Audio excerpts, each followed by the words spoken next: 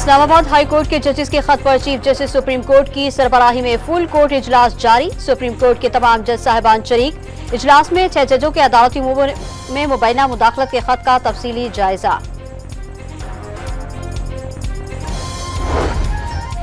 शांगला में चीनी इंजीनियर्स की बस पर खुदकुश हमले की dash cam footage Dawn news ने हासिल कर ली। बशाम के मकाम पर खुदकुश बमबार ने चीनी बाशिंदों की बस करीब आते ही कार को धमाके से उड़ा दिया। धमाके से बस गहरी खाई में जा गिरी।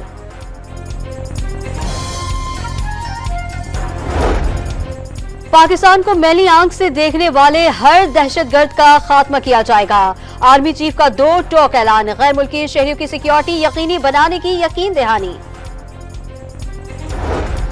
और पंजाब में 7 सेनेटर्स बिला मुकाबला मुंतखब। मोहसिन नकवी, हामिद खान, जुल्फी बुखारी, नासिर अब्बास, परवेज रशीद, नासिर महमूद, आहद चीमा और तलाल चौधरी कामयाब।